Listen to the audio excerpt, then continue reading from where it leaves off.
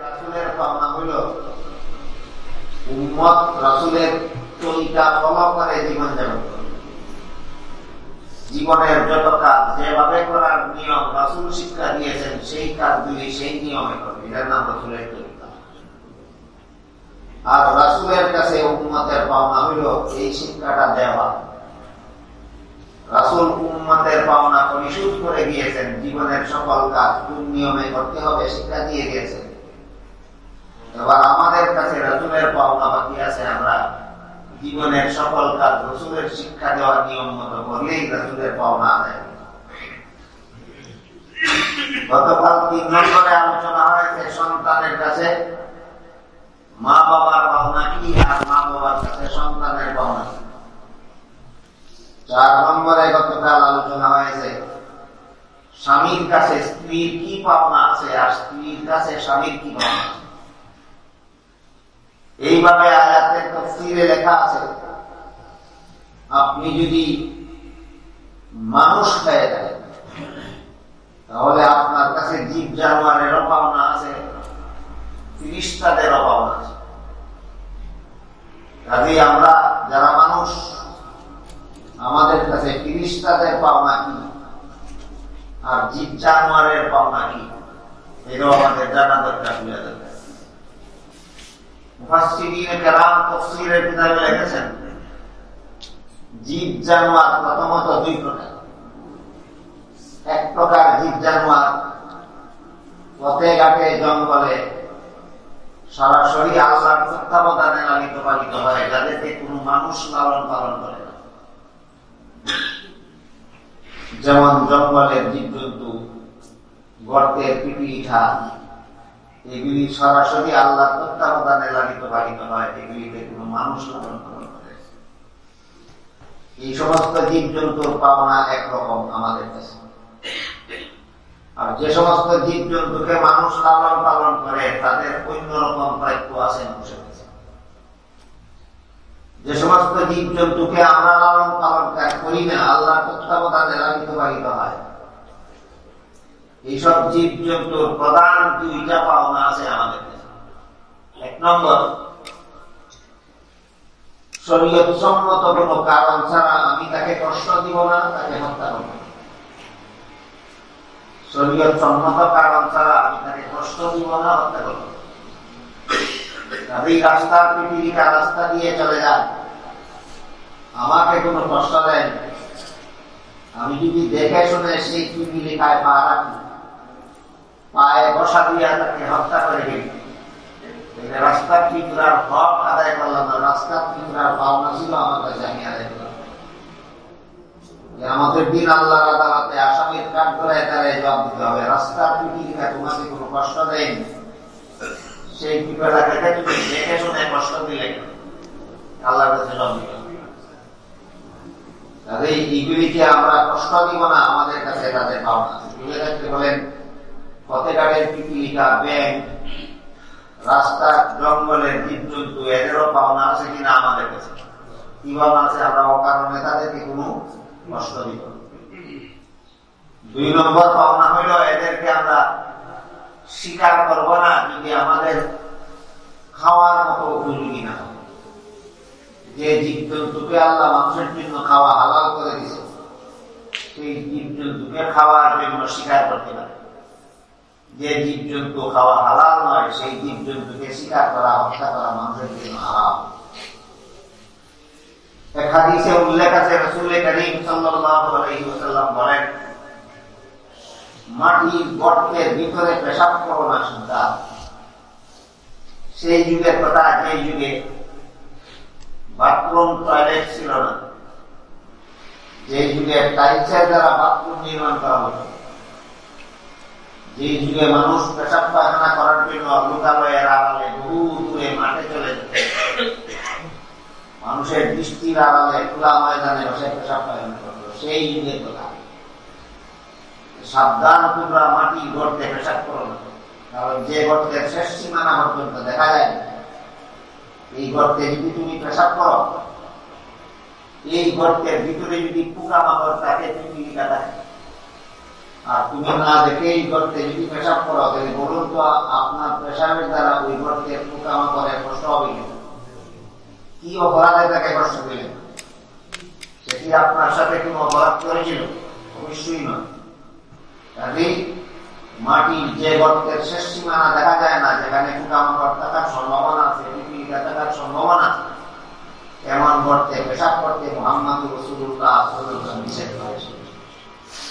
আমাদের বর্তমান সমাজে অনেক লোকে মনে দেখা যায় যারা জীব জানোয়ারদের প্রতি খুবই যত্নশীল, মানুষকে এমন আদর করে না জীব জানোয়ারকে যত আদর, কিন্তু এরাও জানে না জানোয়ারের হক কি আছে।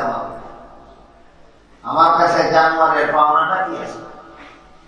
আপনি ঘরের পালা কুকুরকে এমন উন্নত মানের খানা খাওয়াইলেন যে খানা আপনার বাচ্চাকেও খাওয়ান না, কিন্তু রাস্তার পিপিলিকাকে আপনি জেনে শুনে মেরে দেবেন।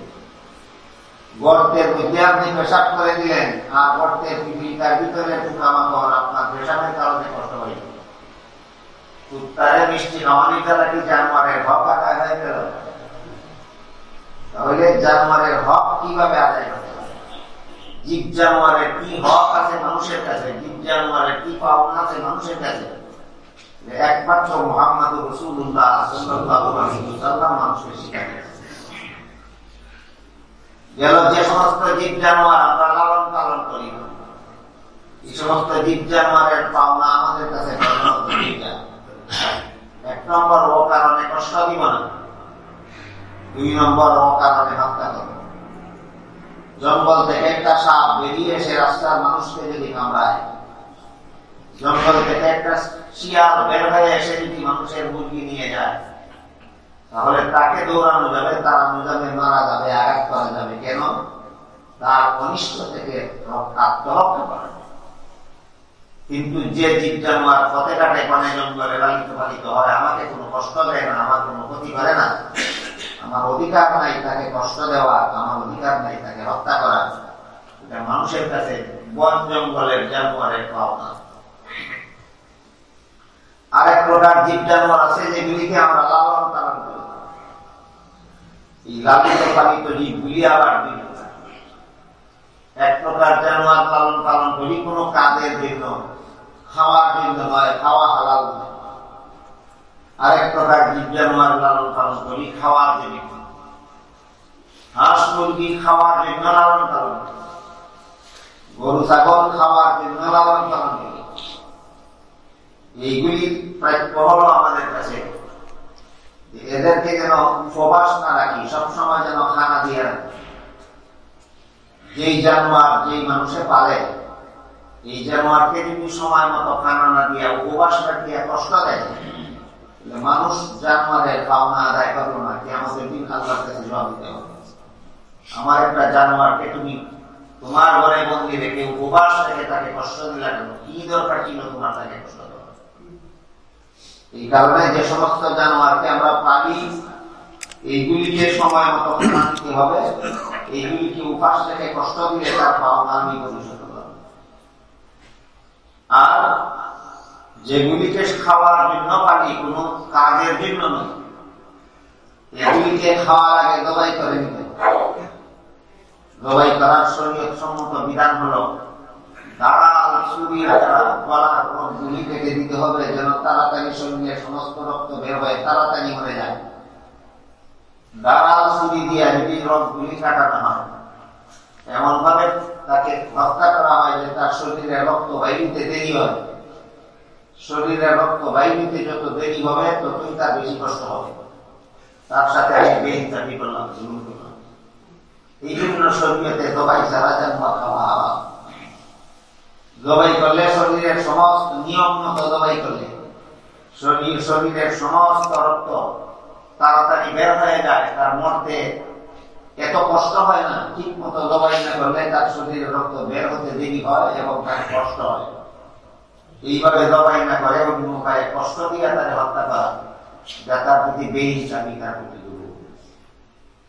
যে সমস্ত জানোয়ার আমরা খাওয়ার জন্য লালন পালন করি, এদের পাওনা হইল আমাদের কাছে। আর যে সমস্ত জানোয়ারকে আমরা খাওয়ার জন্য লালন পালন করি না, কোন কাজের জন্য লালন পালন করি, যদি কুকুর পালন করি বাড়ি পাহারা দেওয়ার জন্য, যদি গাধা লালন পালন করি পূজা পালন করার জন্য, যদি ঘোড়া লালন পালন করি আমাকে নিয়ে যানবাহনের কাজ করার জন্য, এগুলিকে খাওয়ার জন্য লালন পালন হয় না, এগুলিকে কাজের জন্য লালন পালন হয়। এদেরও প্রাপ্য আছে। আমি তার পিঠে এমন বুঝা যেন চাপাইয়া না দিই যে বুঝা পাতাম বহন করতে তার অতিরিক্ত কষ্ট হয়। তফসিলের কিতাবে উদাহরণ দিয়ে রাখছেন একটা গাধা যদি আপনি লালন পালন করেন আপনার মাল বহন করার জন্য, আর এই গাধার পিঠে এই পরিমাণ মাল উঠাইয়া দিলেন, আপনার মাল বানিয়ে আসে স্বাভাবিকভাবে চলতে পারে না, বুঝা হইয়া যায়, বাঁকা হইয়া যায়। প্রমাণ হইল যে পরিমাণ বুঝা সে টানতে পারে তার চেয়ে বেশি বুঝা আপনার তাকে চাপাই দিলেন, আপনি একটা গাধার সাথে বেইনজানি করলেন। আমাদের দিন গাধা হবে আপনার বিরুদ্ধে করিয়ালি, আপনি হবেন আল্লাহ আদালতে একটা গাধার মামলা রাখা। এই জন্য যে সমস্ত জানোয়ারকে আমরা লালন পালন করি আমাদের কাজের জন্য, এদের সাথেও আমাদের ইনসাফ করতে হবে। এগুলি এদের আমাদের কাছে তাদের পাওনা। যে সমস্ত জানোয়ারকে আমরা লালন পালন করি খাওয়ার জন্য, এদের সাথে ইনসাফ করতে হবে, সেটা আমাদের কাছে এদের পাওনা। হাদিস শরীফে রাসূল কারীম সাল্লাল্লাহু আলাইহি ওয়াসাল্লাম বলেন, তুমি যেই জানোয়ারটা জবাই করবা খাওয়ার জন্য, এই জানোয়ারের সামনে তোমার ছুরি ধার দিও না। ছুরি ধার দিলে সে কিছু না কিছু টের পায় যে এই ছুরিটা দিয়ে আমাদের জবাই করে। তাকে জবাই করার আগে থেকেই তুমি তার কষ্ট দেওয়া শুরু করছো, তুমি তার সাথে বেইনসাফি করছো। একটা জানোয়ারের সামনে আরেকটা জানোয়ার জবাই করলো, একটা জানোয়ারকে জবাই করার সময় অন্য জানোয়ারের আড়ালে জবাই করো। অন্য জানোয়ার যখন দেখবে তার সামনে তার একটা জাতি বাইরে তুমি জবাই করছো, তখন তার মনে মনে কষ্ট হয়। এই কষ্ট দিলে জানোয়ারের সাথে তুমি বেইনসাফি করছো, অন্যায় করছো, অপরাধ করেছো, জুলুম করেছো। কাল হাসরের মাঠে আল্লাহ আদালতে আসামির কাঠ করায় দাঁড়াইবে, তুমি আসামি হইয়া আর একটা জানোয়ার হবে তোমার বিরুদ্ধে করিয়া দিবে। কতজন মুসলমান এগুলি মানতে চায়? কতজন মুসলমান এগুলি জানে? আমরা অনেকে জানিও না, মানিও না। কেউ কেউ জানি কিন্তু মানি না। কি কাজ হবে জানলে বলো, যদি নাও না। এই জন্য তাফসীরের কিতাবে লিখেছেন, আল্লাহ বলেন ইন্নাল্লাহ ইয়া'মুরু বিল আদল, আল্লাহ আমাদেরকে ইনসাফের আদেশ করেছেন। ইনসাফের অর্থ হলো পাওনাদারের পাওনা দিয়ে দাও, কারণকে জুলুম করো না। তুমি যদি মানুষ হয়ে থাকো, জীব জানোয়ারের পাওনা আছে তোমার কাছে, যদি আদায় পাওনা দাও না, তাহলে তুমি হবে জালিম, আর জীব জানোয়ার হবে তোমার বেইনসাফির শিকার। আল্লাহর কাছে কিয়ামতের দিন আসামির কাঠ করা দাঁড়ায় জবাব দিতে হবে। আশা করি জীব জানোয়ারের পাওনাগুলি আমাদের কাছে কি কি আপনারা বুঝতে পেরেছেন। জীব জানোয়ারদের কাছেও আমাদের পাওনা আছে, মানুষের কাছে জীব জানোয়ারের পাওনা আছে, জীব জানোয়ারের কাছে মানুষের পাওনা আছে। জঙ্গলে যে সমস্ত সাপ বসবাস করে, আমি লালন পালন করি না, আল্লাহর তত্ত্বাবধানে লালিত পালিত হয়, সেই সাপের কাছেও আমার পাওনা আছে। আমার কাছে সেই সাপের পাওনা আছে।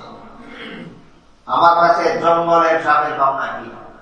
আমি যেন তাকে জঙ্গল খুঁজে তাকে বের করে মারার চেষ্টা না করি। সে যদি জঙ্গল থেকে বের হয়ে মানুষের সমাজে চলে আসে, তখন আমাদের বাচ্চাদেরকে আঘাত করবে, তখন আমি তাকে মারতে পারি। জঙ্গল থেকে বের হয়ে আসে না, আমাদের কাউকে আঘাত করে না, এমন জঙ্গলের সাপ খুঁজে আমি তাকে হত্যা করবো না, কারণ সে আমার কোনো ক্ষতি করে না, আমি তাকে কোনো কষ্ট দিতে পারি। জঙ্গলের সাপের ভাবনা আছে। এই জঙ্গলের সাপের কাছে আমার কি ভাবনা আছে? বাতাসের বিষাক্ত অংশ জঙ্গলের সাপ টেনে খায়। বাতাসের বিষাক্ত অংশ যদি সাপে খাইত না, তাহলে সেই বিষাক্ত অংশ আমাদের দিয়ে আমাদের শরীরে ঢুকতো, আমাদের ক্ষতি হতো। বাতাসের বিষাক্ত অংশ টানিয়া খাইয়া জঙ্গলের সাপ আমাদের সেবা করে, আমাদের যত্ন করে। এই জন্য জঙ্গল থেকে খুঁজে বের করে সাপকে যেন আমরা হত্যা না করি, সেখানে তাকে নিরাপদে বসবাস করার সুযোগ যেন দিয়ে হয়। বুঝে থাকতে বলুন, সাপের কাছেও মানুষের পাওনা, মানুষের কাছেও সাপের পাওনা আছে কিনা। মানুষ খুব কম জীব জানোয়ারের ব্যাপারেই জানতে পারে, বুঝতে পারে যে আমার কাছে তার কি পাওনা আর তার কাছে আমার। অধিকাংশ জীব জানোয়ার আল্লাহ দুনিয়াতে সৃষ্টি করে রাখছেন, জলে, স্থলে, আকাশে, জঙ্গলে, যেগুলির দ্বারা মানুষের কি উপকার হয় মানুষ জানে না, বুঝে না, কিন্তু আল্লাহ জানেন মানুষের উপকারের জন্য সৃষ্টি করেছে। আল্লাহ পাক রব্বুল আলামিন পবিত্র কোরআনের এক আয়াতে বলেন, রব্বানা মা খালাকতা হাযা বাতিলা, হে আল্লাহ, জগতের কিছুই তুমি অকারণে সৃষ্টি করোনি। গর্তের ভিতরের পিপিলিকাও আল্লাহ বান্দার উপকারের জন্য সৃষ্টি করেছেন। কি উপকার করে আল্লাহ জানেন, আমরা জানি। জঙ্গলের বিষাক্ত জীব জন্তু আল্লাহ মানুষের উপকারের জন্যই সৃষ্টি করেছেন। কি উপকার করে আল্লাহ জানেন, আমরা জানি না। আমরা শুধু আল্লাহ বিধান পালন করবো। জানোয়ারের যে হক আছে আমার উপর আমি তা আদায় করবো, আর জানোয়ারের উপর আমার যে হক আছে আল্লাহ জানোয়ারের কাছ থেকে আমার হক আদায় করবো। গেল আমি যদি মানুষ হয়ে থাকি, তাহলে জীব জানোয়ারের কি পাওনা আছে আমার কাছে, আর আমার কি পাওনা আছে জীব জানোয়ারের কাছে, তার সংক্ষিপ্ত আলোচনা। এরপর আমি যদি মানুষ হয়ে থাকি, তাহলে ফেরেশতাদের পাওনা আছে আমার কাছে, আমার পাওনা আছে ফেরেশতাদের কাছে। মানুষের কাছে ফেরেশতাদের পাওনা হইল, তোমরা ফেরেশতাকে কষ্ট দিও না।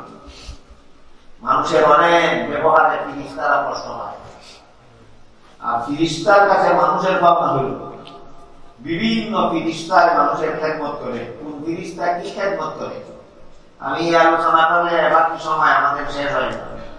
তারপরও কিছুটা আলোচনা আমি আপনাদেরকে শোনাবার চেষ্টা করবো ইনশাআল্লাহ।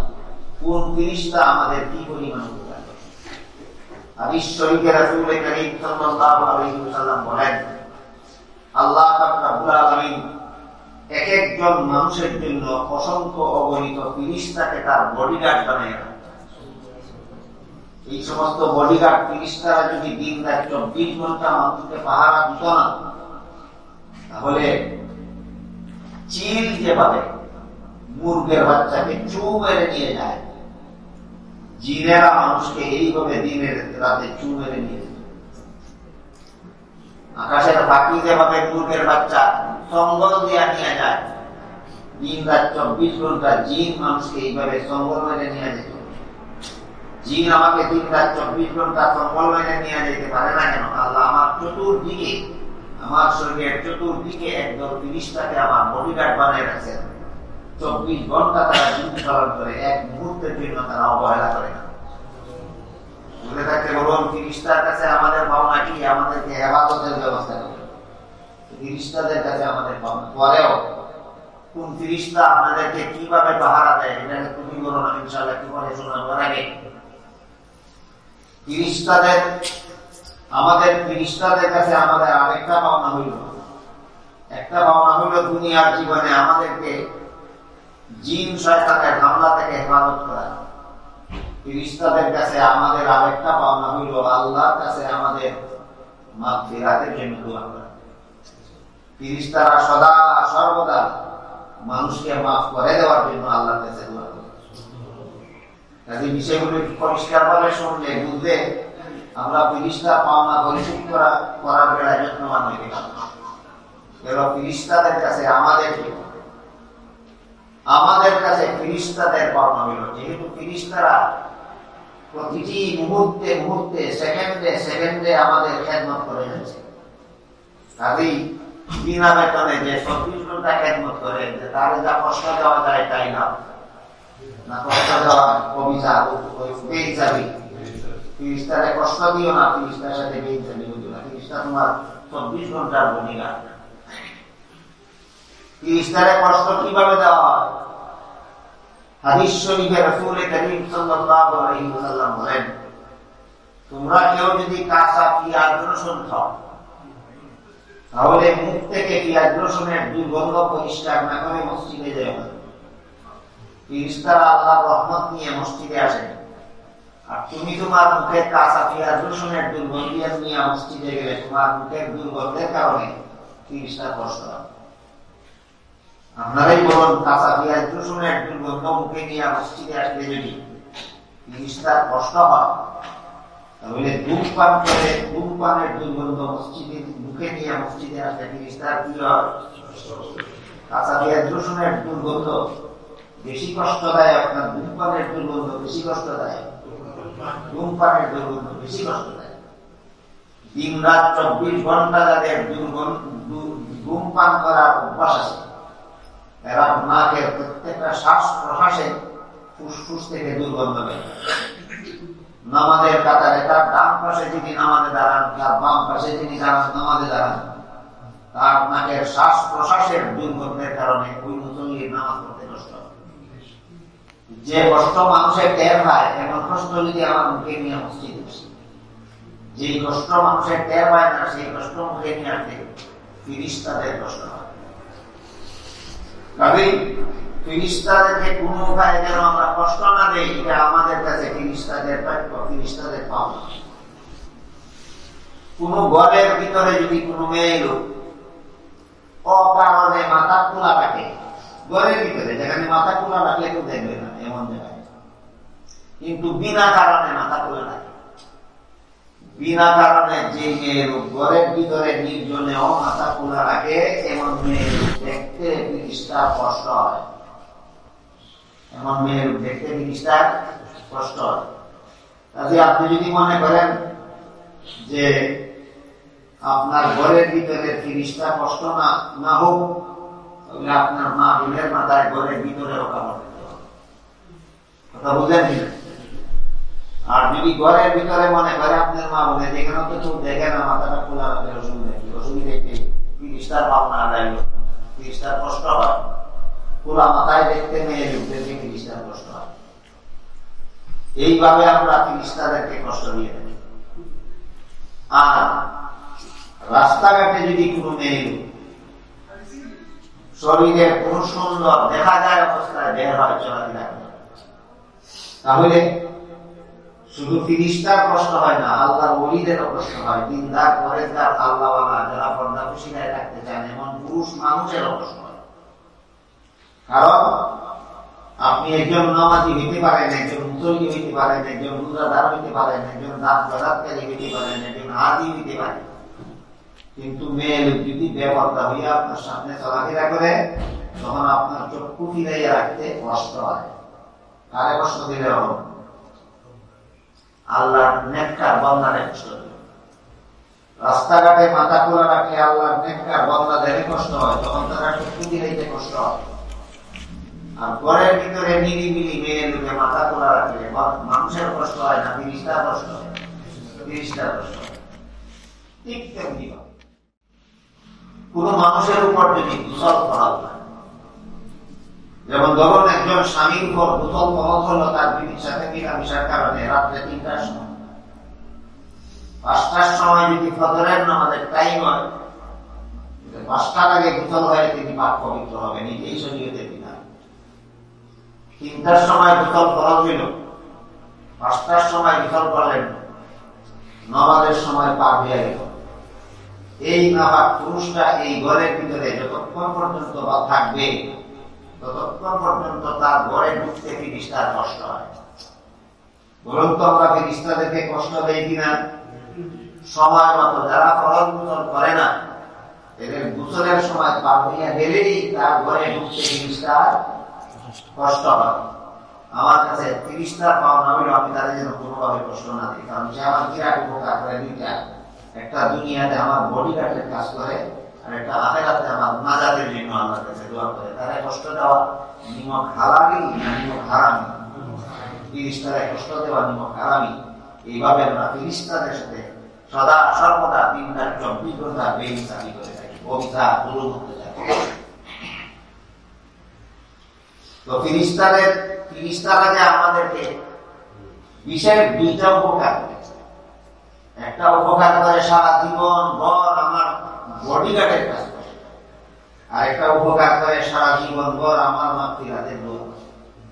এই বডিগার্ডের কাজ করার কিছু উদাহরণ শোনেন, আর সারা জীবন ভর আমার মাগফিরাতের দোয়া করে যে একটা উদাহরণ শোনেন। পবিত্র কোরআনের এক আয়াতে আল্লাহ বলেন, ইয়া আইয়ুহাল্লাযীনা আমানু সাল্লু আলাইহি ওয়া সাল্লিমু তাসলিমা। ইন্নাল্লাহা ওয়া মালাইকাতাহু ইউসাল্লুনা আলান নবী ইয়া আইয়ুহাল্লাযীনা আমানু সাল্লু আলাইহি ওয়া সাল্লিমু তাসলিমা। হে ঈমানদারগণ, নিশ্চয়ই আল্লাহ নবীর প্রতি সালাত পাঠান ফিরিস্তাগণ সালাত পাঠায়, তোমরাও নবীর প্রতি সালাত পাঠাও। সালাত শব্দের অর্থ কি আর কে পাঠাইলে কি অর্থ হবে, এটা তারতম্য না বোঝার কারণে আমরা অনেকেই সারা জীবনেও দুরুদের অর্থ বুঝি না। ওই দুরুদ পড়লো কি না পড়লো না, কিন্তু দুরুদ অর্থ কি নিজেই বুঝি না। এই কারণে এই সালাতের অর্থ বুঝলে দুরুদের অর্থ বুঝে আসবে। সালাতের অর্থ যদি বুঝি না দুরুদের অর্থই বুঝে আসবে না। বললাম না বললাম না, কে বললো না সেই বিচার করবো কবে, আমি দুইটার অর্থই জানি না। এই সালাত শব্দটা যদি আল্লাহর পক্ষ থেকে পাঠানি হয় তখন সালাতের অর্থ হয় রহমত নাযিল করা। আল্লাহ নবীর প্রতি সালাত পাঠান, এর মানে হল রহমত নাযিল করা। বুঝলেন কেন? ভুলে যাবেন। আল্লাহ পক্ষ থেকে সালাত পাঠানির অর্থ রহমত নাযিল করা। আল্লাহ আমাদের নবীর প্রতি সদা সর্বদা সালাত পাঠান, এর মানে রহমত নাযিল করে। আর ফিরিস্তা সালাত পাঠানির অর্থ গুনাহ মাফের দোয়া করা। বুঝে থাকলে বলেন তো আল্লাহ সালাত পাঠানি আর ফিরিস্তার সালাত পাঠানির অর্থ কি এক? আল্লাহ আমাদের নবীর প্রতি সালাত পাঠান মানে রহমত নাযিল করে। ফিরিস্তারা আমাদের নবীর প্রতি সালাত পাঠায়, এর অর্থ রহমত নাযিল করে না। ফিরিস্তা রহমত নাযিল করার মালিক না।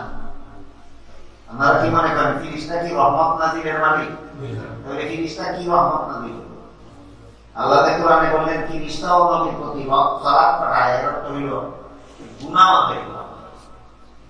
ফিরিস্তা আমাদের নবীর প্রতি সদা সর্বদা সালাত পাঠায়, এর অর্থ গুনাহ মাফের দোয়া করে। প্রশ্ন জাগে, আহলে সুন্নাত ওয়াল জামাতের আকীদা মতে কোন নবী জীবনে কোনদিন গুনাহ করেন না। এই বাস্তব সত্য। কোন নবী জীবনে কোনদিন একটা গুনাহ করেন না। কেউ যদি মনে করে কোন নবী কোনদিন গুনাহ করেন তাইলে সে নির্বেজাল মুসলমান না, সে মুসলমান নামে বেজাল। আপাতত এই কথাটা আজকে লোকসরণ নাই, এটা ব্যাখ্যা করার টাইম নেই। ইসলামের সহি শুদ্ধ আকীদা হলো কোন নবী জীবনে কোনদিন গুনাহ করেন না। যে ক্ষেত্রে কোন নবী জীবনে কোনদিন গুনাহ করেন সেই ক্ষেত্রে সর্বশ্রেষ্ঠ নবীর নামে ফিরিস্তারা যে সালাত পাঠায়, এর অর্থ গুনাহ মাফের দোয়া করে। নবী তো কোনো গুনাহ নাই, এই গুনাহ মাফের দোয়া কি দরকার? প্রশ্ন বুঝলেন কিনা? এই প্রশ্নের জবাবে মুফাসসিরিনে কেরাম লেখেন ফিরিস্তারা আমাদের নবীর প্রতি সালাত পাঠায়, অর্থ যে গুনাহ মাফের দোয়া করে। নবীর গুনাহ না, এই নবীর খাতিরে সদা সর্বদা ফিরিস্তারা এই নবীর উম্মতের গুনাহ মাফের দোয়া করে। বলেন ফিরিস্তারা আমাদের নবীর প্রতি সালাত পাঠায়, অর্থ কি নবীর উম্মতের গুনাহ মাফের দোয়া করে। বলেন ফিরিস্তারা আমাদের কোনো পাওনা দিতেছে? ফিরিস্তারা কি আমাদের কোনো পাওনা পরিশোধ করতেছে? কি পাওনা? আমাদের গুনাহ মাফের দোয়া করতেছে সদা সর্বদা এই নবীর উম্মত হওয়ার কারণে।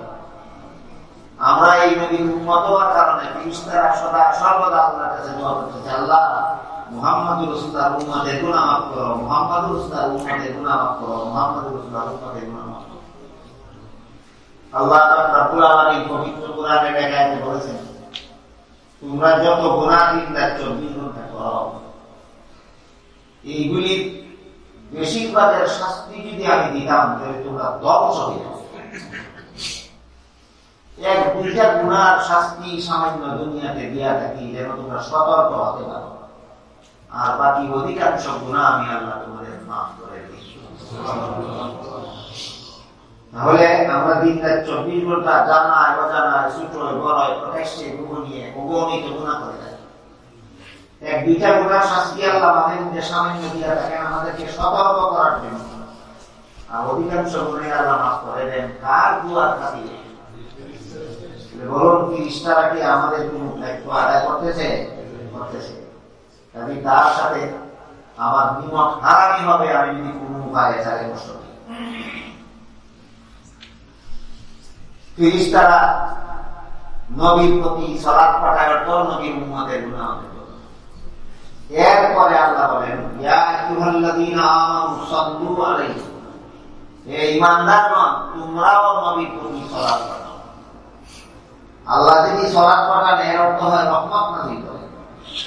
ফেরেশতা যদি সালাত পাঠান এর অর্থ হয় গুনাহ মাফের দোয়া করেন। আর আমরা যে আমাদেরকে যে আল্লাহ বললেন সালাত পাঠাও এর অর্থ হলো দুরূদ পড়ো।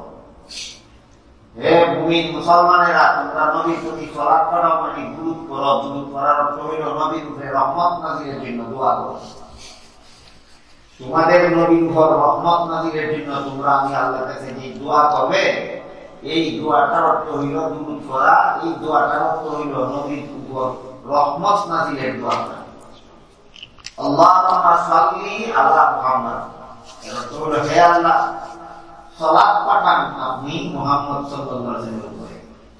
আল্লাহ তো সালাত সর্বদা পাঠাই দিয়েছেন, এই যে আমি আমার দোয়া করে বলবো সালাত পাঠান, আমার দুরূদ পড়ার সার্থকতা। একজন মানুষ যদি আপনাকে খেদমত করতেই থাকে, এরপরে যদি আমি আপনাকে বলি আপনি তার খেদমত করেন, আপনি তো খেদমত করতেই আছেন, খেদমত করুন বলার অর্থটা কি? আল্লাহ তো নবীর উপর রহমত নাযিল করতেই আছেন। আমি যদি আমার দুরূদ করি, আমার দুরূদ করা মানে আল্লাহর কাছে নবীর উপর রহমত নাযিলের দোয়া করি। আল্লাহ তো আমার দোয়া করার আগে থেকেই রহমত নাযিল করতেছেন, তাহলে আমি দুরূদ করলে নবীর কি উপকারটা হয়? এই প্রশ্নের জবাবে মুফাসসিরিন কেরাম লিখেছেন, সারা দুনিয়ার সমস্ত মুসলমানদের উপর মুহাম্মদুর রাসূলুল্লাহ সাল্লাল্লাহু আলাইহি ওয়াসাল্লাম এমন একটা অবদান আছে। সারা দুনিয়ার সমস্ত মুসলমানেরা মুহাম্মদুর রাসূলুল্লাহর কাছে এত বড় একটা ঋণী আছে যে ঋণ পরিশোধ করার ক্ষমতা নেই। তার জীবনের সবকিছু বিসর্জন, তার জান মাল কুরবানি দিয়েও নবীর সেই ঋণ পরিশোধ করতে পারে। প্রত্যেকটা মুসলমান নবীর কাছে এত বড় একটা ঋণী আছে। ঋণটা কি? নবীর কলেমা বিশ্বাস করার কারণে আমি চিরস্থায়ী জাহান্নামী হওয়া থেকে বাঁচার করতে। নবীর কলেমা, নবীর শিক্ষা দেওয়া কলেমা বিশ্বাস করার কারণে আমি চিরস্থায়ী জাহান্নাম থেকে বাঁচার করতে। এই ঋণ কি দিয়ে পরিশোধ করবে? এই কলেমা যদি নবী শিক্ষা দিতেন না, আর নবীর এই কলেমা যদি গ্রহণ করতাম না, বেদিন কাফিরদের মতো আমাদেরকেও চিরকালের জন্য জাহান্নামে যেতে। নবী আমাদেরকে কলেমা শিক্ষা দিয়া চিরকালের জন্য জাহান্নামে যাওয়ার থেকে বাঁচাইছেন। বলুন নবী কাছে তিনি করল সমস্ত মুসলমান সাত জমিন বিক্রি করেও এই ঋণ পরিশোধ করা যায়। এই জন্য আল্লাহ বলেন, তুমি আমার নবীর উপর দুরূদ পড়ো আর না পড়ো, আমি সর্বদা নবীর উপর রহমত নাযিল করতেই আছি, করতেই থাকি। তুমি যদি দুরূদ পড়ো, তুমিও যদি আমাকে রহমত নাযিলের জন্য দোয়া করো, তোমার দোয়া করায় না করায় আমার নবী কিছু আসে যায় না। কিন্তু তুমি যদি দুরূদ পড়ো, এর মানে হলো তুমি যদি আমার কাছে আমার নবীর উপর রহমত নাযিলের জন্য দোয়া করো, তাহলে তোমার এই দুরূদটারে আমি নবীর কাছ থেকে ঋণ মুক্তির উসিলা বানাই দেব। নবীর কাছ থেকে ঋণ মুক্তির উসিলা বানাই। যাই হোক, আমি বলতেছিলাম যে ফেরেশতা আমাদের কি খেদমত, সদা সর্বদা এই নবীর উম্মত হওয়ার কারণে আল্লাহর কাছে আমাদের গুনাহ মাফ দোয়া। আমরা পাওনা আদায় করতেছি কিনা ফেরেশতা? তাহলে আমার কাছে ফেরেশতার পাওনা কি আমি যেন তাদের কোনোভাবে কষ্ট না দিই। ফেরেশতারে কষ্ট দেওয়ার তো পদ্ধতি আছে। এর মধ্যে একটা হলো মুখে দুর্গন্ধ নিয়ে মসজিদে প্রবেশ করা, শরীরে দুর্গন্ধ নিয়ে মসজিদে প্রবেশ করা, পোশাকে দুর্গন্ধ নিয়ে মসজিদে প্রবেশ করা, কোন রকমের দুর্গন্ধের জিনিস মসজিদে ঢুকানি, এই সবগুলির দ্বারা ফেরেশতাকে কষ্ট দেওয়া হয়। এই কারণে মসজিদে ঢুকার আগে অত্যন্ত সতর্ক হওয়া দরকার। আমার মুখে কোনো দুর্গন্ধ আছে কিনা, আমার শরীরে কোনো দুর্গন্ধ আছে কিনা, আমার পোশাকে কোনো দুর্গন্ধ আছে কিনা, আমার সাথে কোনো দুর্গন্ধের জিনিস আছে কিনা। এটা যদি আমি মসজিদে ঢুকাই, এর দ্বারা ফেরেশতার কষ্ট হয়। সে করে আমার খেদমত আর আমি দিলাম তার কষ্ট। সুতরাং আমি তার সাথে বেইনসাফি আর জুলুম ছাড়া কিছুই করব না। ফেরেশতারে কষ্ট দেওয়ার এটা এক পদ্ধতি। আরেক পদ্ধতি হলো আমার মা বোন যদি ও কারণে মাথা খোলা রাখে, এতে ফেরেশতার কষ্ট হয়।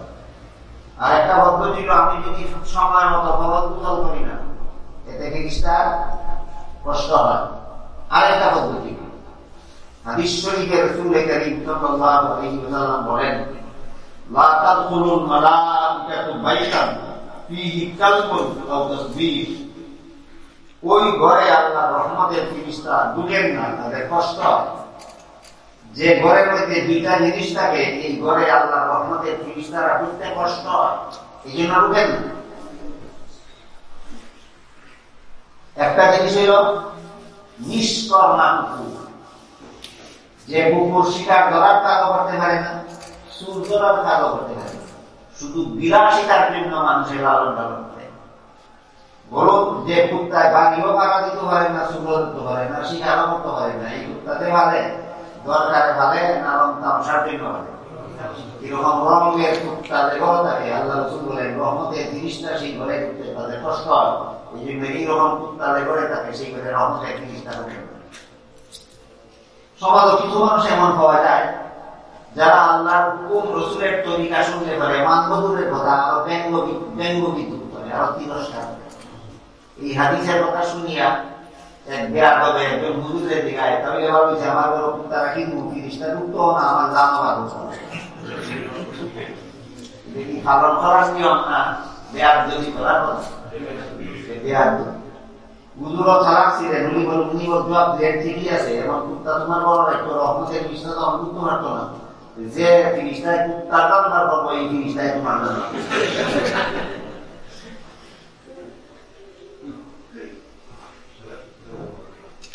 নিষ্কর্মা কুকুর যে ঘরে থাকে, রাসূল বলেন সেই ঘরে রহমতের ফেরেশতা প্রবেশ করে না, তাদের কষ্ট হয়। 2 নম্বর, যে ঘরের ভিতরে মানুষ পশুর ছবি লটকানো থাকে, যে ছবির নাক মুখ দেখা যায়, কান চোখ দেখা যায়, চেহারা দেখা যায়, এই ছবিটা দেখলে বোঝা যায় এটা এটার নাক, এটা কান, এটা চোখ, এটা মাথা, এটা টুকা, এটা গাল।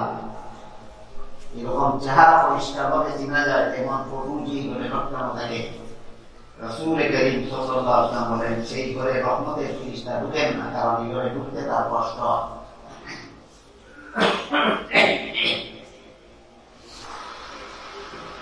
কোন কোন ঘরে ফেরেশতাদের ঢুকতে কষ্ট হয়? যে ঘরে নিষ্কর্মা কুত্তা থাকে, আর যে ঘরে কোনো মানুষ অথবা কোনো পশুর ছবি লটকানো। হাদিস শরীফে রাসূল করিম সাল্লাল্লাহু আলাইহি ওয়াসাল্লাম বলেন আশাদ্দুন নাসি আযাবান ইয়াউমাল কিয়ামাতি মুসাফফিরুন। যারা মানুষের ছবি উঠায় আর যারা জীবজন্তুর ছবি উঠায়, এরা যদি নিতান্ত ঠেকা ছাড়া বিলাসিতার জন্য এই কাজটা করে, তাহলে কিয়ামতের দিন আল্লাহ পাক রব্বুল আলামিন তারে যখন চিন্তা করে হাসরের মাঠে দাঁড় করাইবে, এর জীবনে যতগুলি ফটো তুলছিল সবগুলি ফটো আল্লাহ পাক তার সামনে পেশ করে জিজ্ঞাসা করবেন এটা তো মুখ আছে দেখা যায়, কথা বলে না, যে ছবি উঠাইছিল এগুলো তার জান নাই, এই কারণে কথা বলে। আল্লাহ জিজ্ঞাসা করবেন তার তো চোখ আছে দেখে না কেন, সে জবাব দিবে তার জান নাই এই কারণে দেখে না। আল্লাহ জিজ্ঞাসা করবেন তার কান আছে শুনে না কেন, সে বলবে তার জান নাই এই কারণে শুনে না। তখন আল্লাহ বলবেন আমার নবীর দ্বারা দুনিয়াতে ঘোষণা দেওয়া হয়েছিল যে জিনিসের জান দিতে পারো না এই জিনিস বানাই না। বুঝতে পারবেন না, যে জিনিসের জান দিতে পারো না এমন জিনিস বানাই না, যদি বানাও দেখি আমাদের দিন আল্লাহ বলবেন এখন জান দেও আর নয় জানো, হয়তো জান দাও নাহলে জান দাও। কারণ এর দ্বারা মানুষের আল্লাহর কাজে হস্তক্ষেপ করে। জানদার বানানি আল্লাহর কাম, এটা বন্দার কাম না। বিল্ডিং বানানি বন্দার কাম, এটা আল্লাহর কাম না।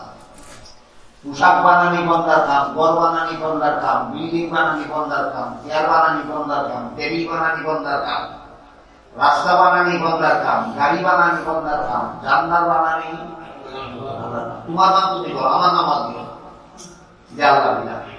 তোমার কাজ আমি আলাদা করে দিচ্ছি, তোমার কাজগুলি আমি করবো না, সেগুলি তুমি করো, আর এটা আমার কাজ, এই কাজটি এই কাজে তুমি হস্তক্ষেপ করো না, করলে কিয়ামতের দিন তোমার আযাব হবে সবচেয়ে বেশি কঠিন। হাদিস শরীফে রাসূল করিম ইসলামী কথাই বলছেন আশাদ্দুন নাসি আযাবান ইয়াউমাল কিয়ামাতি মুসাফফিরুন। যারা মানুষের ছবি বানায়, যারা জীব জানোয়ারের ছবি বানায়, এরা আল্লাহর কাজে হস্তক্ষেপ করে, তার মনে হস্তক্ষেপ করে, আল্লাহর কাজে হস্তক্ষেপ করে, এদের শাস্তি হবে হাসরের মাঠে সবচেয়ে বেশি কঠিন। যদি নিতান্ত ঠেকা বশত ছবি তুলতে হয়, যে ঠেকলো যখন ঠেকলো শুধু তার জন্য, তখন এই হারাম কাজটা করা তার জন্য যায়। আল্লাহ পাক রব্বুল আলামিন পবিত্র কোরআনে এর উদাহরণ দিয়ে বলেন শুয়োরের গোশত খাওয়া সমস্ত মুসলমানদের জন্য সদা সর্বদা হারাম। কিন্তু যেই ব্যক্তি এমন টাকা থাকলো যে টাকার কারণে হালাল কোনো খানা পায় না, আর না খাইতে না খাইতে এখন যদি কিছুই না খাইতে মরবে, এই মুহূর্তে যদি শুয়োরের গোশত খাইতে দান বাঁচে, এই লোকের জন্য এখন শুয়োরের গোশত খাওয়া যায় না। বিলাসিতার জন্য না জান বাঁচা নেই, এরকম কোন হারাম কাজ আছে এইরকম টেকা ঠেকলে বলে তার জন্য এই হারাম কাজ করাটা যায়, অন্যের জন্য নয়। ছবি বেলা এরকম পাসপোর্টে ছবি না লাগাইলে আপনার সরকারে মক্কা শরীফ যাইতে দিবে না। হজ আল্লাহ বিধান ফরজ আদায় করতে পারবেন না পাসপোর্টে ছবি না লাগাইলে। ভিসায় ছবি না লাগাইলে আপনাকে আরেক দেশের সরকারে তার দেশে ঢুকতে দিবে না। এখন কি পাসপোর্টের ছবি বিলাসিতার ছবি হইল না টাকা বসত হইল? টাকা বসত পরিষ্কার করে বলেন না। যারা যারা ছবি তুলেন কেটে তুললেন না রঙে তুললেন, এটা আপনি স্বীকার করেন না করেন আল্লাহর কাছে এটা ক্ষতি আছে। যারা টাকা ছাড়া ছবি তুললো ছবি ব্যবহার করল, যারা বিলাসিতার জন্য রঙের জন্য ছবি তুললো ছবি ব্যবহার করল, আল্লাহ রাসূল বলেন কি আমাদের দিন অন্য মানুষের যত আযাব হবে আসরের মাঠে তার চেয়ে বেশি শক্ত আযাব হবে এই সমস্ত ছবি তুলনেওয়ালা ছবির ব্যবহার করেন। এই জন্য হাদিস শরীফে রাসূল করিম সাল্লাল্লাহু আলাইহি ওয়াসাল্লাম বলেন দুই দল মানুষের ঘরে ফেরেশতাদের ঢুকতে কষ্ট হয়। একদল যে ঘরের মধ্যে নিষ্কর্মা কুকুর থাকে, আর একদল যে মানুষের ঘরের ভিতরে মানুষ পশুর তবিরতা থাকে। এই দুই দল মানুষের ঘরে ফেরেশতাদের ঢুকতে কষ্ট হয়, এদের ঘরে ফেরেশতা ঢুকেই না। ঢুকে থাকলে বলুন তো আমরা কি ফেরেশতারে কোনোদিন কষ্ট দিই? শুধু জানিয়া না অধিকাংশ না জানিয়া হোক, যা খবর যত বিবর্তন আছে, যদি আপনি এই কথা না জানেন জীবন বোধ না জানিয়া ফেরেশতারে কষ্ট দিবেন। আল্লাহ বলেন ইন্নাল্লাহ ইয়ামুরু বিল আদল, আল্লাহ ইনসাফের আদেশ করেছেন। ফেরেশতার সাথে বেইনসাফি করো তা না, ফেরেশতার সাথে ইনসাফ করো, ফেরেশতারে কাম হওয়া কষ্ট দিবেন।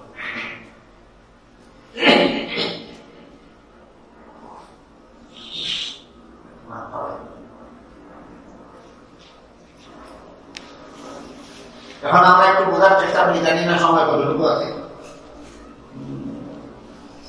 আমরা একটু বোঝার চেষ্টা করি যে ফেরেশতারা যে 324 ঘন্টা আমাদের বডিগার্ডের কাজ নেয়। এতক্ষণে বুঝেন কিনা ফেরেশতারও ভাবনা আছে আমাদের কাছে, আমরাও ভাবনা আছে ফেরেশতার কাছে, ফেরেশতারও ভাবনা আছে আমাদের কাছে।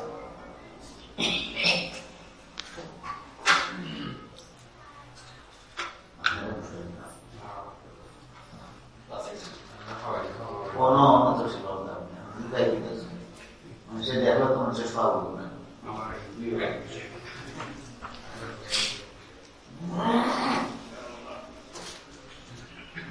দুঃখিত আমি আজকে যে টাইম আমরা রাত আছে এই টাইমে ফেরেশতায় আমরা বডিগার্ডের কাজটা কিভাবে করি আমি বিস্তারিত বলে শেষ করে দেব। আর লন্ডন শহরে এই মাসের ভিতরে বিভিন্ন জায়গায় বিভিন্ন প্রোগ্রাম আছে, যদি কোনোদিন সেখানে তারা থাকেন আর আমি ওই বিষয়ে আলোচনা করে জানতে পারি। আজকে আমি কিছুটা আবার দিব যে ফেরেশতারা যে 324 ঘন্টা আমাদের বডিগার্ডের দায়িত্ব পালন করে একজন নমুনা বোঝাচ্ছে।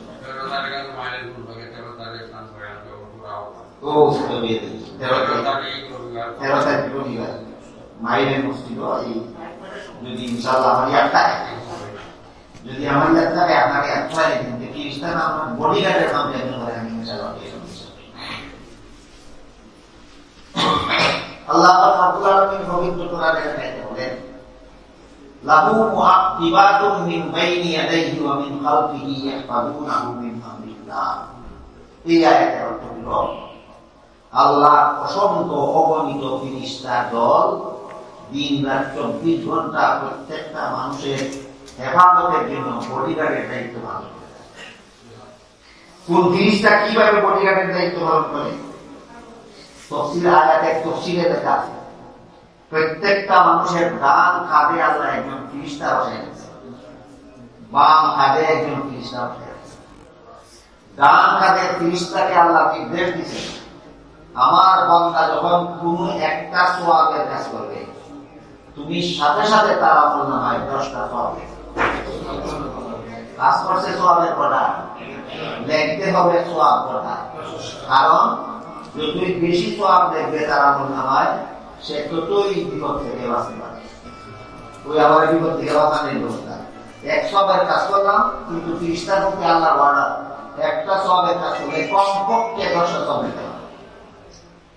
ডান কাঁধের 30টা এইভাবে আমার প্রতিটি সওয়াবের কাজের বেলায় 10 গুণ বেশি করে লিখে লিখে আমার শান্তি ব্যবস্থা করে। বাম হাতের 30টার প্রতি আল্লাহর নির্দেশ হইল, আমার বান্দায় কোনো গুনাহ কাজ করে ডান কাঁধের 30টার পারমিশন ছাড়া লিখতেই পারবে না। দেখার কথা বলেন, বাম কাঁধের 30টার প্রতি আল্লাহর নির্দেশ, আমার বান্দায় কোনো গুনাহ কাজ করলে ডান কাঁধের 30টার পারমিশন ছাড়া লিখতেই পারবে। কারণ গুনাহ লিখলেই এর বিরোধী কষ্ট শাস্তি। সাবধান, ডান কাঁধের 30টার পারমিশন ছাড়া তুমি গুনাহ লিখতে পারবে। তখন বান্দায় যখন কোনো গুনাহ করে, তখন বাম কাঁধের 30টা ডান কাঁধের 30টার জিজ্ঞাসা করে লিখবো কিনা, পারমিশন চায়। ডান কাঁধের 30টায় কয় গুনাহ করা মাত্রই যদি তুমি লিখে দেবে, এরপরে যদি বান্দায় তওবা করে গুনাহটা ছেড়ে দেয়, তোমার লেখাও নিচে যাবে। যেই লেখা লিখলে নিচে যায়, সেই লেখা লিখে রাখবি, অপেক্ষা করে দেখো তওবা করে। তওবা করার সুযোগ দেওয়ার পরেও যখন বান্দায় তওবা করে না, দ্বিতীয়বার বাম কাঁধের 30টা ডান কাঁধের 30টারে আবার পারমিশন চায়। তওবা করার সময় বেশি সুযোগ দিছি, বান্দায় তওবা করলো না, এখন লেখো কিনা, ডান কাঁধের 30টাকে আবার সুযোগ দেব, আবার সুযোগ দেব, আবার সুযোগ দিলে ভালো। যখন তওবা করে না, তৃতীয়বার বাম কাঁধের 30টা ডান কাঁধের 30টাকে পারমিশন চায়, এখন লেখো কিনা। বাম কাঁধের ডান কাঁধের 30টা বাম কাঁধের 30টাকে বলে এখন লেখো, কিন্তু আমার নিয়ম হইল একটা করলে 10টা লিখবো, তোমার নিয়ম হইল একটা বেশি লিখতে পারবে না, একটা লেখো। তোমার বাম কাঁধের 30টা একটা গুনাহ তার আমলনামায়। কতজন 30টা কিভাবে আমার হেফাজতের কাজ করে, ডান কাঁধের 30টা হেফাজতের কাজ করে, সব 10 গুণ বেশি লিখে আমার আল্লাহ বিপদ আপদ থেকে, আল্লাহর আযাব থেকে বাঁচানোর চেষ্টা করে। বাম কাঁধের 30টা বারবার আমাকে তওবা করার সুযোগ দিয়ে আল্লাহর আযাব থেকে আমাকে বাঁচানোর চেষ্টা করে। 30টা বডিগার্ডের দায়িত্ব এইভাবে পালন করে। গেল 30টার বিবরণী, 20 জন 30টা প্রত্যেকটা মানুষের সাথে 24 ঘন্টা থাকে, আর এক একজন 30টা এক একটা ডিউটি পালন করে তারা হেফাজত করে। কতজন 30টার এক একজন মানুষের সাথে 24 ঘন্টা থাকে? 20 জন। এর মধ্যে একজন তাকে ডান কাঁধে, এই হলো তার দায়িত্ব, এইভাবে আমার হেফাজত করে। আর একজন 30টা তাকে বাম কাঁধে, এই হলো তার দায়িত্ব, এইভাবে আমার হেফাজত। একজন 30টা তাকে মানুষের কপালে, এই 30টা যতক্ষণ পর্যন্ত আমি নম্র থাকি, বিনয়ী থাকি, ততক্ষণ পর্যন্ত সমাজে আমার সম্মানজনক বানিয়ে দেয়। হাদিস শরীফে রাসূল কারীম সাল্লাল্লাহু আলাইহি ওয়াসাল্লাম বলেন, মান তাওয়াদা লিল্লাহি রাফাহুল্লাহ, যে ব্যক্তি আল্লাহর ওয়াস্তে বিনয়ী হয়, আল্লাহ তাকে মর্যাদাশালী দেন। আর যে ব্যক্তি অহংকার করে, আল্লাহ তাকে অপমান করে দেয়। বিনয়ী হইলে আল্লাহ সম্মানী বানিয়ে দেয়, আর অহংকার করলে আল্লাহ অপমান করে দেয়। এই কাজগুলি আল্লাহ কপালের 30টা দ্বারা করে।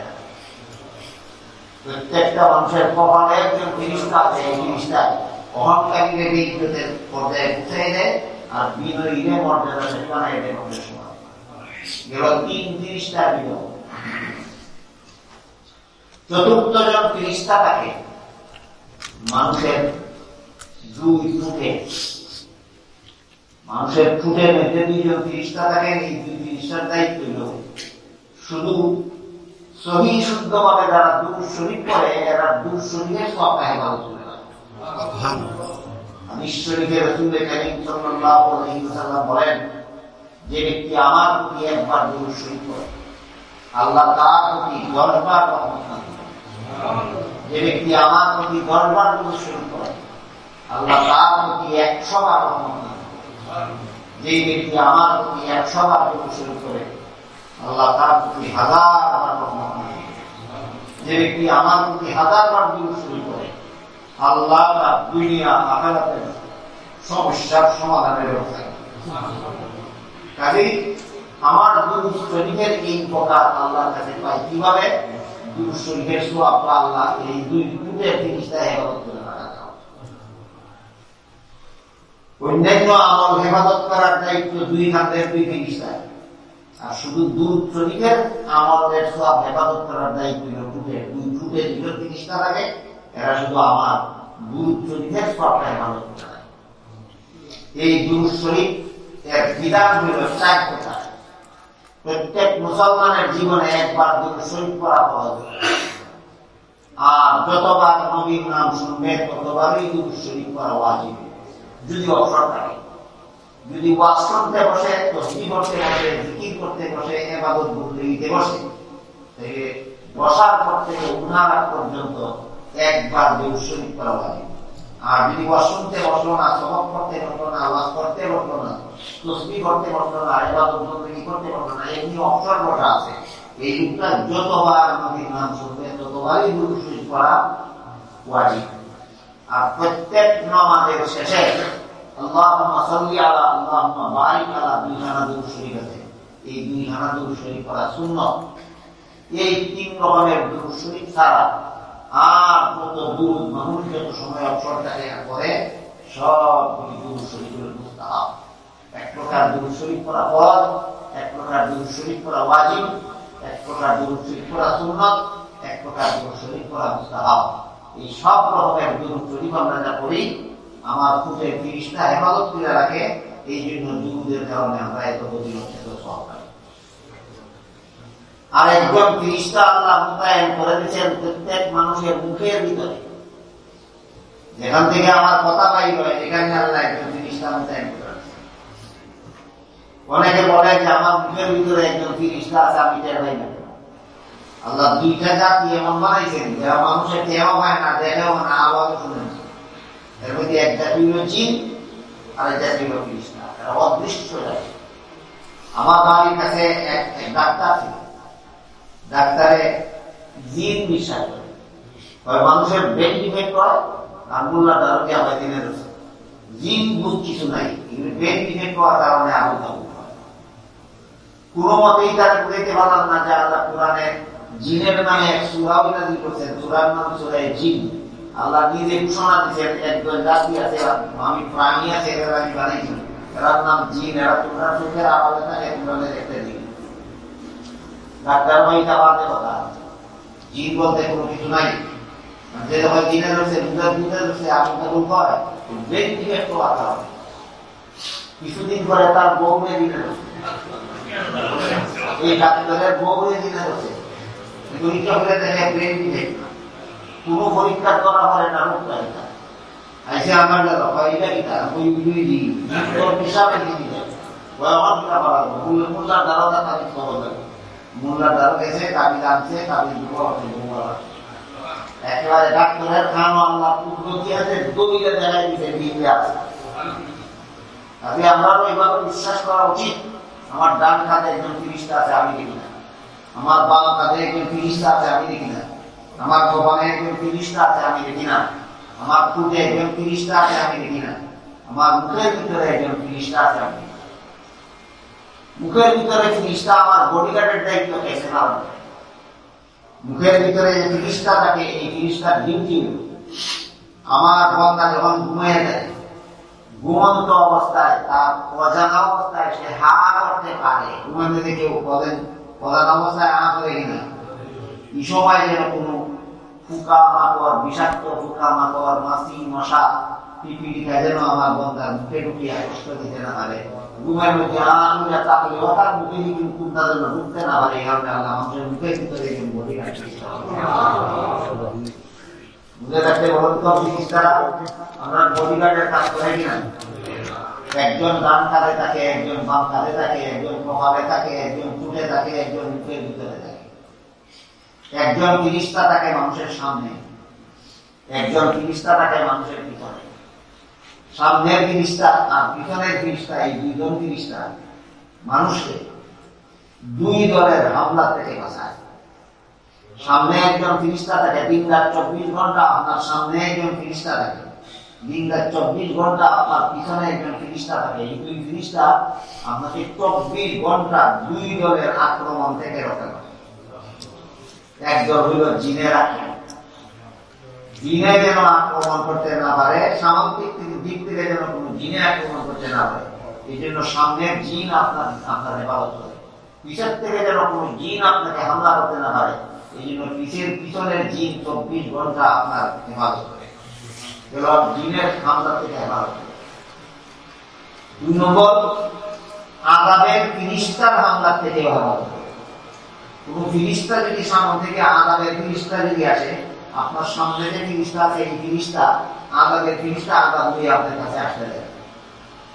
আপনার পিছন থেকে যদি কোনো আযাবের ফিরিস্তা আসতে চায়, আপনার পিছন দিক দিয়ে যে ফিরিস্তা আছে বডিগার্ড, ওই ফিরিস্তা আযাবের ফিরিস্তাও আপনার কাছে আসতে দেয়।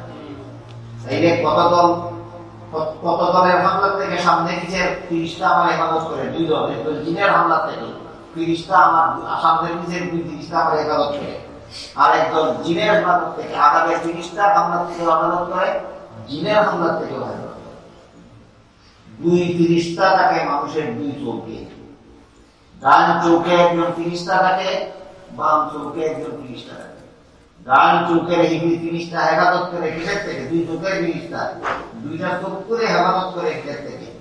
দিন রাত 24 ঘন্টা চলাফেরা করতে গিয়া আপনার হাতে, কপালে, মাথায়, পিঠে, পায়ে, শরীরের সর্বত্র কত জিনিসের টেস্ট লাগে, টক্কর লাগে, ঘষা লাগে, লাগেনি? টেস্ট লাগে, টক্কর লাগে, ঘষা লাগে, মাথাত লাগে, নাক লাগে, কপাল লাগে, কান লাগে, হাত লাগে, শরীর লাগে, পিঠ লাগে, পা লাগে। একটা যদি কোন একটা চোখ লাগে দেখি তৈরি সব শেষ। সব রকমের ঘষা, টক্কর, কুসা, এই কিছু লাগার থেকে আমার কান যুগের ফিরিস্তা এই চক্ষুরে হেফাজত করে। সব রকমের ঘর্ষণ, টক্কর লাগার থেকে বাম চোখের ফিরিস্তা আমার চক্ষুকে হেফাজত করে। আমার চোখের মাঝে যেন কিচ্ছু না করে উড়িয়ে গিয়ে বাতাস সদা সর্বদা নাকে ঢুকে বাতাস করে, দুলাবালু সবার করে, না করে, নিকো করে, অপঘাত করে, কিন্তু চোখে যেন দুলাবালু না করে জিনিসটা। প্রশ্ন জাগে যে একদিন যে আমার চোখের দুলাইটা হলো, ইদিন চোখের বডিগার্ড ফিরিস্তা আছে। প্রশ্ন লাগেনি না? একদিন যে ডাক্তারের বউরে দিনে ধরলো, ইদিন এই সামনে নিচের বডিগার্ড ফিরিস্তা আছে। প্রশ্ন জাগেনি না? এই প্রশ্নের জবাব দিয়ে আল্লাহ বলেন, লাহু মুআক্কিবাতুন মিন বাইনি ইয়াদাইহি ওয়া মিন খালফিহি ইয়াহফাযুনাহু মিন আমরিল্লাহ।